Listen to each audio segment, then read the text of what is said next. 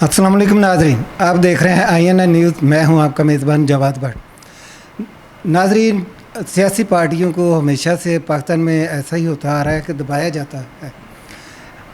मुत्तहिदा कौमी मूवमेंट पाकिस्तान यानी कि MQM एक सियासी पार्टी है जिसको कि बाकायदा एजेंसियां कह लें या रियासत ने दबाया। तो एक वक्त था कि MQM के बारे में कहा जाने लगा था कि भाई ये पार्टी अब सियासी तौर पे ख़त्म हो चुकी, लेकिन ऐसा होता नहीं है। सियासी पार्टियां ख़त्म नहीं होती, वक्ती तौर पे उनको दबाया तो जा सकता है, लेकिन वो खुद अपना वजूद जो है दोबारा कायम करने में कामयाब हो जाती हैं। तो मौजूदा वक्त में भी जो MQM है वो अपने आप को इस्टेब्लिश करने में लगी हुई है। MQM की पार्टी है, उसने अपना जो है नए सिरे से अपना वजूद बनाने के लिए एक नए सिरे से वो अपनी जो समझ लें कि ऑर्गेनाइज़ कर रहे हैं अपनी पार्टी को। तो जो हमारे साथ आज हमारे मेहमान हैं MQM के पंजाब के सदर हैं आबद गुजर साहब, आइए उनसे बात करते हैं। अस्सलाम वालेकुम आबद साहब, क्या हाल है? जी ठीक ठाक। आबद साहब, एक तवील अरसे के बाद देखने में आ रहा है कि MQM अपना जो है वजूद दोबारा मनवाने के लिए नए सिरे से कह लें कि ऑर्गेनाइज़ कर रहे हैं। तो आपने किन किन पहलुओं का जो है अता किया है? ख़ास तौर पे पंजाब में तो MQM का मेरा ख्याल है कि वजूद था ही नहीं। औज़ुबिल्लाहि मिनश्शैतानिर्रजीम, बिस्मिल्लाहिर्रहमानिर्रहीम। मैं सदर पंजाब चौधरी आबिद गुजर। सबसे पहले मैं बताता चलूँ कि मैंने MQM क्यों ज्वाइन की, मुत्तहिदा कौम पाकिस्तान क्या है। मैं सियालकोट से बिलोंग करता हूँ और गवर्नमेंट जनाई इस्लामी कॉलेज सियालकोट से BA किया है और मैं अंजुमन तलबा इस्लाम ATE का प्रेसिडेंट रहा हूँ।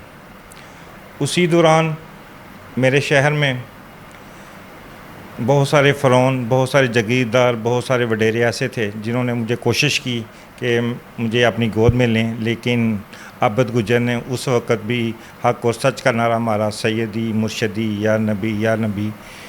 उसके बाद मैं गवर्नमेंट मरे कॉलेज का प्रेसिडेंट रहा हूँ। उसके बाद मैंने आज़ाद उम्मीदवार 2000 में जनरल कौंसिलर का इलेक्शन लड़ा, जिसमें उस वक़्त मैं गवर्नमेंट मरे कॉलेज अंजुमन तलबा इस्लाम का ज़िली प्रेसिडेंट था।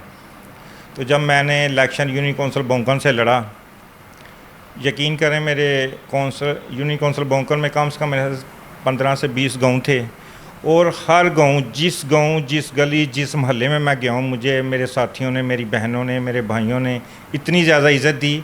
वो इज़्ज़त क्यों दी? क्योंकि आबद गुजर ने अपनी जवानी में हक़ और सच का नारा लगाया, किसी जागीरदार, किसी वडेरे, किसी सियासी का नारा नहीं लगाया। इसलिए मैं यकीन करें यूनियन कौंसिल बोंकन से सबसे ज़्यादा वोट लेके कामयाब हुआ।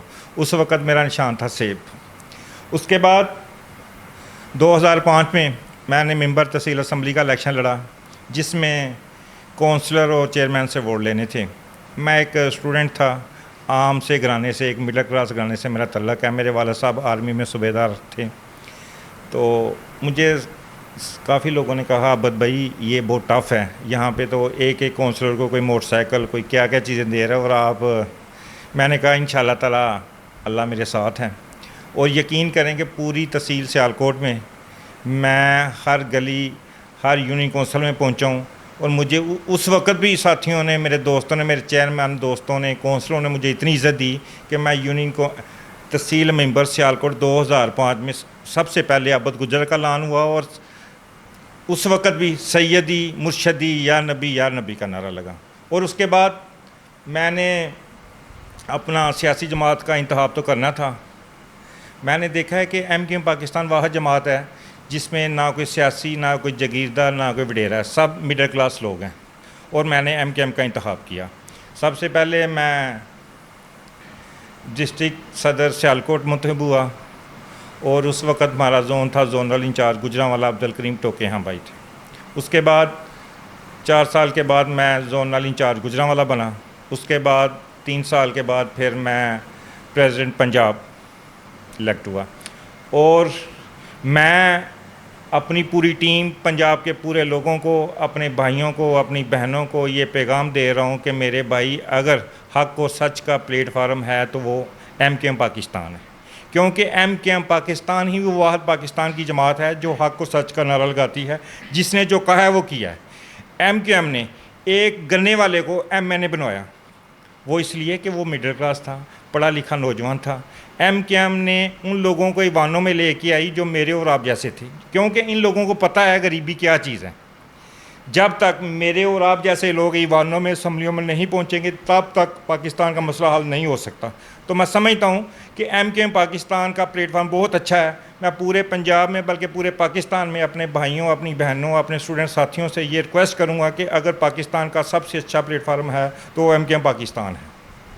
आबिद साहब, अभी आपने बात की थी कि भाई जो है आपने सियासी पार्टी के लिए एमकेएम को चुना, तो जिस दौरान आपने पार्टी को चुना है उस वक्त एमकेएम ज़ेरे अताब आ रही थी, जिसे हम कहते हैं कि वक्ती तौर पर उनका जो था उनको बैन करने की कोशिश की जा रही थी या ख़त्म करने की। तो एक ख़त्म होती पार्टी को, एक ज़ेरे अताब आई पार्टी को ज्वाइन करना, क्या आप समझते हैं कि सियासी खुदकशी नहीं थी? बिल्कुल नहीं थी, क्योंकि हक़ और सच का नारा वही लगाते हैं जो हक़ और सच के पे खड़े रहते हैं। तो मैंने उस वक्त जो इंतखाब किया था, मैं समझता हूँ कि आज से 16 साल जो पहले मैंने नारा लगाया था एमकेएम पाकिस्तान को, वो वाकई हक़ और सच का था। मुझे उस पर फ़ख्र है और इंशाअल्लाह ताला मैं उम्मीद कर रहा हूँ कि आने वाला वक्त एमकेएम पाकिस्तान का होगा। और पंजाब से भी इंशाअल्लाह ताला इस बलदियाती इलेक्शन में हमारे बहुत सारे कौंसलर, नौजवान, मेरी बहनें, मेरे भाई, इंशाअल्लाह ताला आने वाले वक्त में एमकेएम पाकिस्तान पंजाब का होगा। आबिद साहब, बलदियाती इलेक्शन जहाँ तक हमने सुना है कि शायद जल्दी वो कोशिश कर रहे हैं हुकूमत के बलदियाती इलेक्शन को जो है ना एक तश्कील देने के बाद वो इलेक्शन में जाए, तो इसके लिए आपने क्या लाहा अमल बनाया है पंजाब में? इसमें सबसे पहले हमने पंजाब कमेटी की मीटिंग बुलाई है। उसमें तमाम जोनल इंचार्ज, जो कि पंजाब में 7 जोन हैं, उन 7 जोनल इंचार्ज से मीटिंग की है। और एमकेएम पाकिस्तान ने, हमारी पूरी टीम ने, एमकेएम पंजाब कमेटी ने ये तमाम जोनल इंचार्ज को ये खुसूसी हिदायत दी है कि आप तमाम जोनल इंचार्ज अपने अपने डिस्ट्रिक्ट सबसे पहले कंप्लीट करें। उसके बाद हर जोनल इंचार्ज अपने डिस्ट्रिक्ट इंचार्ज को साथ लेकर यूनिट काउंसिल कंप्लीट करे। उसके बाद फिर यूसी पे इंशाल्लाह ताला मुझे उम्मीद है, इंशाल्लाह ताला हम इस पे वर्क बहुत तेज़ी से कर रहे हैं और आज भी हमारी मीटिंग इसी हवाले से है। और मैं समझता हूँ कि इंशाल्लाह ताला हम इसमें ज़रूर कामयाब होंगे, क्योंकि एमकेएम ही वो पाकिस्तान की वो वाहिद जमात है जो नीचे से लेके ऊपर साथियों को लेके आई है। आबिद साहब, महंगाई का एक जो जिन है बोतल से बाहर निकल चुका है, तो इसका जो महंगाई का तूफ़ान है रुकने का नाम नहीं ले रहा। लेकिन कागजात में देखें या आप जो ऑन द पेपर कह लें या फिर फील्ड में, तो इस वक्त महंगाई के ख़िलाफ़ एहतजाज करने में जमात इस्लामी के अलावा कोई दूसरी पार्टी नज़र नहीं आ रही। तो आप इसने महंगाई के ख़िलाफ़ भी कोई एहतजाज का कोई प्लान किया है या नहीं? सबसे पहली बात ये है कि एहतजाज से काम नहीं बनता, कोई अच्छी सजेशन देनी चाहिए। जैसे कि मुस्तफ़ा कमाल भाई ने, हमारे जो सीनियर डिप्टी कन्वीनर हैं, उन्होंने पिछले दिनों बहुत अच्छा बिजली के हवाले से एक पूरी प्रेस कॉन्फ्रेंस की है। मैं समझता हूँ कि ये सबसे अच्छा, बजाय कि हम सड़कें बला करें, अपने पाकिस्तान को नुकसान पहुँचाएँ, सबसे बेहतर है कि आप कोई अच्छा रास्ता दें, और वो एमकेएम पाकिस्तान के पास ही है। और मैं ये भी समझता हूँ कि आप तमाम जो जमातों को जमा चुके हैं, एक दफ़ा एमकेएम को भी जमाई, इंशाअल्लाह ताला ये महंगाई, ये हर चीज़ ख़त्म हो जाएगी। जो एमकेएम के पास फ़िक्र व फ़लसफ़ा किसी के पास नहीं है। आबिद साहब, अभी आपने पिछले मेरे एक सवाल के जवाब में कहा कि एमकेएम जो है वो जागीरदाराना निज़ाम के ख़िलाफ़ है, तो ये बात दूसरे सूबों की हद तक तो कही जा सकती है, लेकिन क्या अंदरूनी सिंध या कराची में जो है या आपके जो समझ लेकर रहनुमा है, क्या वो भी इसी तबके से आए हैं? वो जागीरदाराना निज़ाम का हिस्सा नहीं?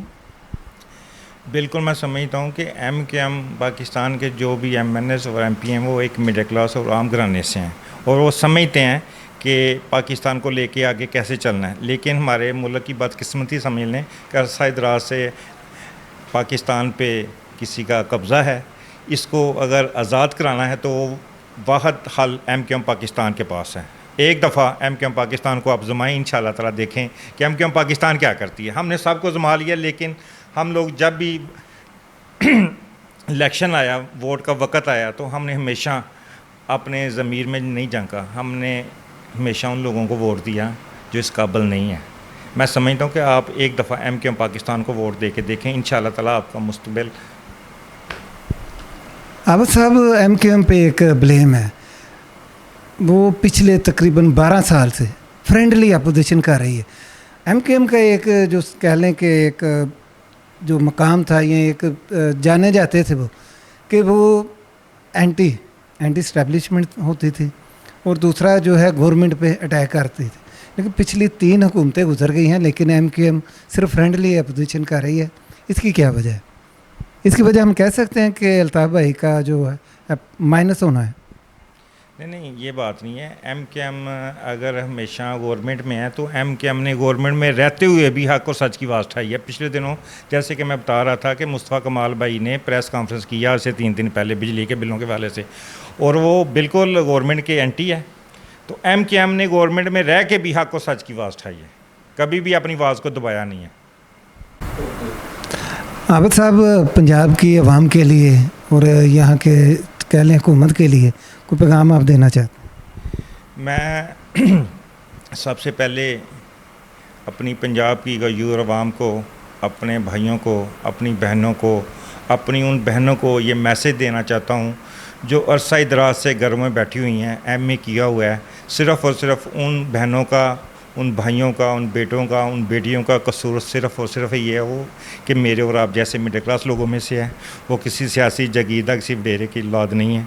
मेरे भाई, खुदारा पंजाब की गयूर आवाम को, अपनी बहनों को, अपनी बेटियों को ये मैं मैसेज देना चाहता हूँ, अगर पाकिस्तान को बचाना है तो MQM पाकिस्तान में शामिल हो। आने वाला वक्त MQM पाकिस्तान का होगा।